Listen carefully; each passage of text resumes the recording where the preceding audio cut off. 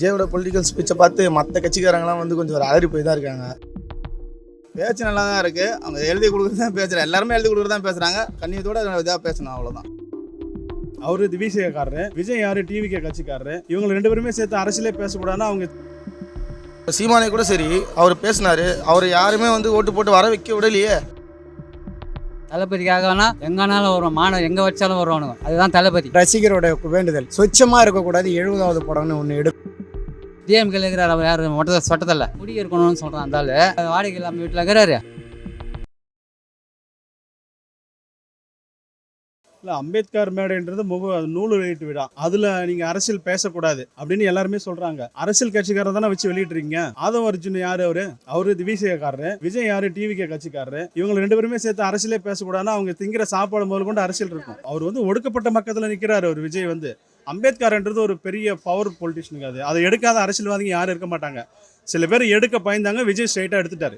கொள்கை தலைவராக ஒரு அம்பேத்கரை வந்து கொள்கை தலைவராக ஏற்றுக்கிட்ட அரசியல் கட்சி எது இருக்குது இதுக்கு முன்னே? நீங்கள் சொல்லுங்கள். இதுக்கு முன்னே எந்த கட்சியுமே கிடையாது. அது ஒன்லி ஃபர்ஸ்ட் கொள்கை தலைவராக நியமிச்சதே விஜய் மட்டும்தான். அம்பேத்கராக இருக்கட்டும், வேலு நாச்சியாராக இருக்கட்டும், அஞ்சலி அம்மாளாக இருக்கட்டும், இவங்க எல்லாருமே கொண்டு வந்து ஒரு காமராஜராக இருக்கட்டும், இவங்கெல்லாம் கொள்கை தலைவர்னு சொன்ன நடிகர் விஜய் ஒரு ஆள் தான். அப்போ விஜய் என்னன்னா எல்லாத்தையும் சேர்த்து பங்களிப்பாக வச்சிருக்காரு, அவ்வளோதான். இப்போ உங்ககிட்ட ஜாதி இருக்குது, இவங்க பெரியார் மட்டும் பிடிச்சிருப்பாங்க டிஎம்கே. அவங்கள பார்த்தீங்கன்னா எனக்கு பெரியார் வேணும், அண்ணாவை வேணும்னு இருப்பாங்க ஏடிஎம்கே. சில பேர் வந்து பார்த்தீங்கன்னா சாமி இல்லைன்னு கும்பிட்றதும் இருக்குது, சாமி இருக்குன்னு கொள்றது இருக்குது. ஆனால் விஜய் வந்து எல்லாமே வேணும். பெரியார்கிட்ட எனக்கு ஒரு கொள்கை வேணாம்னா அது சாமி கொள்கை வேணாம், மீதி எல்லாமே நான் பெரியார்ட்ட எடுத்துக்கிறேன் அப்படின்னு சொல்கிறது தான் ஒன்று. அதனால் அதில் ஒன்றும் தவறு இல்லைங்க. விஜய் பஞ்சது 100% வரவேற்கிறது தான். அரசியல் ஸ்பீச் நல்லா இருக்குது, அதெல்லாம் ஒன்றும் தப்பு இல்லை. நம்ம யாரையுமே கிரிட்டிசைஸ் பண்ணக்கூடாது. இப்போ தான் அரசியலுக்கு வந்திருக்காங்க, என்ன பண்ணுவாங்கன்றதை நம்ம அப்புறமேட்டு பார்ப்போம். பார்த்துட்டு அதுக்கப்புறம் கிரிட்டிசைஸ் பண்ணலாம். அதுக்கு முன்னே வந்த உடனே பண்ணனா ஏற்கனவே 60 வருஷமாக இவங்க தான் இருக்காங்க ரெண்டு பேரும். பேச்சு நல்லா தான் இருக்குது. அவங்க எழுதி கொடுக்குறது தான் பேசுகிறாங்க. எல்லாருமே எழுதி கொடுக்குறது தான் பேசுகிறாங்க. கொஞ்சம் இதாக எதிர்கட்சின்னா அது இதாக அது கண்ணியத்தோடு இதாக பேசணும், அவ்வளோதான். மற்ற கட்சியை பேச ஒரு வார்த்தையோட பேசி நின்றுறாரு. எல்லாத்தையும் பேசி என்ன தமிழ்நாட்டில் என்ன இருக்கோ அவங்க எது தெரியல எல்லாத்தையும் பேசணும். எதிர்கட்சி டிஎம்கே ஒண்டியை பேசினா இது பண்ண முடியாது. வேறு கட்சி தமிழ்நாட்டில் பெரிய கட்சி எதுவும் இல்லை.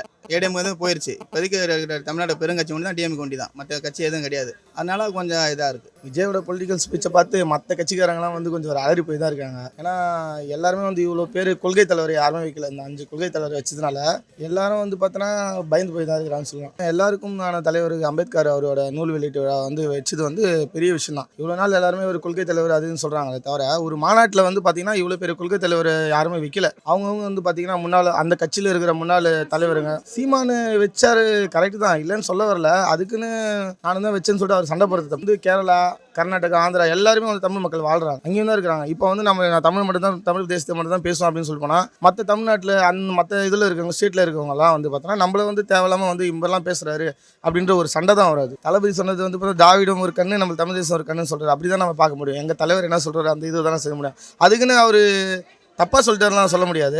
பேசுகிறவங்க வந்து பார்த்தோன்னா இவங்க இதில் இருக்கிறவங்க இத்தனை பர்சன்டேஜ் ஓட்டு போயிடுச்சுன்றத ஒரு ஆதாயத்தில் கூட பேசலாம். ஏன்னா அந்த ஒட்டுமொத்த பேரும் வந்து இப்போ வந்து பார்த்தோன்னா தளபதி கட்சிக்கு சப்போர்ட் பண்ணுறாங்க. நாங்களும் அதில் இருக்கிறோம். அந்த ஒரு இதுதான். இவ்வளோ யங்ஸ்டர்ஸ் போயிட்டாங்களே, மாற்றத்தை வந்து நம்ம வந்து வந்தால் தான் சொல்ல முடியும். நம்ம ஒரு கொள்கையை தொகுதி எத்தனை தொகுதி இப்போ நாங்கள் இது பண்ண வர கூட்டணி கட்சின்றாண்டு ஒரு தலைவர் எதுவும் கழகத்தில் எதுவும் சொல்லலை. எல்லாரும் சினிமாலேருந்து வந்தவங்க தான். அப்படி பார்த்தோன்னா புரட்சித்தலை எம்ஜிஆர் அவரு கூட வந்து இதுலேருந்து தான் வந்தவர். சினிமாலேருந்து ஆதரிக்கிறாங்கன்னா நாங்கள் வந்து இங்கே வந்து அவங்க போட்டு டான்ஸ் ஆடுங்க இது மாதிரி பண்ணல. நம்ம விளாட்னாங்க, சீட்டு விளாட்னாங்க, மது இருந்தாங்க, எவ்வளோ பண்ணாங்க. அந்த இளைஞரணி மாநாட்டில் நிறைய பேர் இல்லையா, அதெல்லாம் நிறைய வந்து யூடியூப்பில் எல்லாத்துலேயும் வந்தது.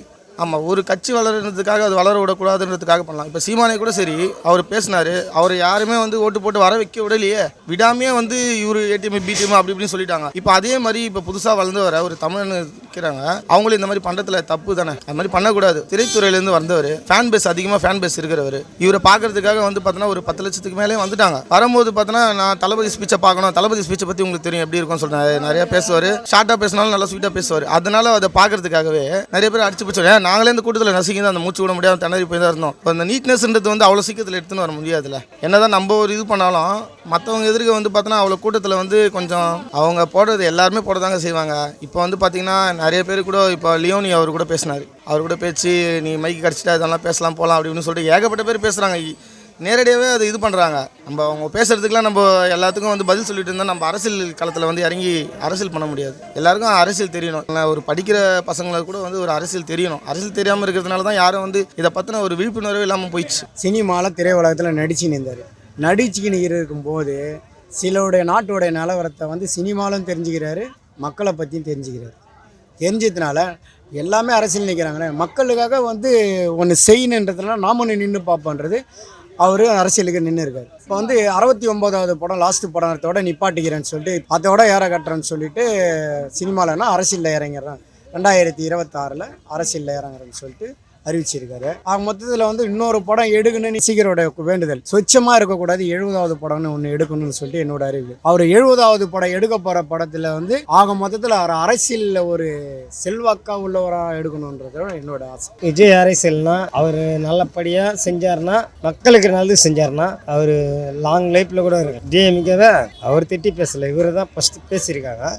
நம்ம வந்து ஒரு அரசியல் இறங்கணும்னா பணம் பலம் இதெல்லாம் தேவையே கிடையாது. அதில் ஒரு திறமை இருந்தால் நானாக இருந்தாலும் நீங்களாக இருந்தாலும் இவராக இருந்தாலும் யாராக இருந்தாலும் ஜெயிக்கலாம். இதில் ஒரு தப்பே கிடையாது. நீங்கள் பண்ணுறது சரி வரும்போது கரெக்டாக வந்து சொல்லிடுறீங்க, நான் அதை செய்வேன் அதை செய்வேன் இதை செய்வேன், யாருமே எதுவுமே செய்ய மாட்டேன். பேச்செல்லாம் சூப்பராக சார். இப்போ அரசியல் விரும்பலாம் சூப்பராக பேசுகிறார். அம்பேத்கர் பற்றி யாருக்குமே தெரியாது, இவர் விளக்கம் சொல்லி கொடுக்குறாரு அம்பேத்கர் பற்றி. ஏன்னா இந்த அம்பேத்கர் எல்லாம் ஒரு 4 கட்சிக்காரங்களுக்கு யாருமே இது தெரியாது. இவர் வந்து தான் எல்லாம் கட்சியில் இப்போ எல்லாமே சொல்கிறாங்க. இப்போ டிஎம்கே ஆட்சியில் இருந்துச்சு, அம்பேத்கர் பற்றி சொன்னாங்களா? சொல்லலை. எல்லா கட்சிக்காரங்க தாங்க. அந்த 4 கட்சிக்காரங்க போட்ட தெரியுமா? தெரியாது. ஒரு அம்பேத்கர் பிறந்த நாள்லாம் எல்லாமே செய்கிறாங்க. இந்த அஞ்சலம்மா யாருக்குன்னு தெரியுமா? இவர் வந்து தான் தெரியும். இப்போ அரசியல்வாதிகளுக்கு எல்லாமே தீவண்டி தான் எல்லாமே தெரியும். அவங்களும் யாருன்னு தெரியாது. வீர போராடுங்கலாம் எந்த கட்சிக்காரங்க முன்னே எடுத்தாங்களா? அம்பேத்கர் கொண்டாடலாம், இது பண்ணலாம், முடியல.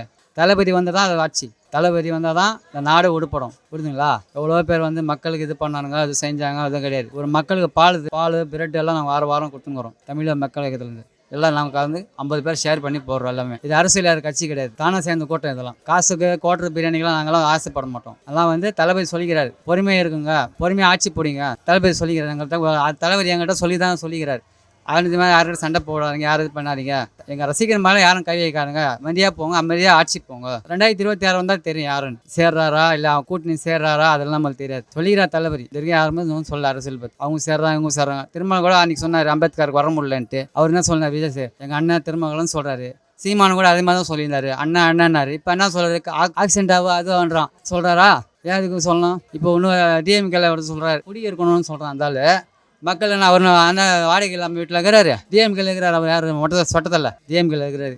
மக்களுக்காக குடியிருக்கணும்னு சொல்கிறாரு.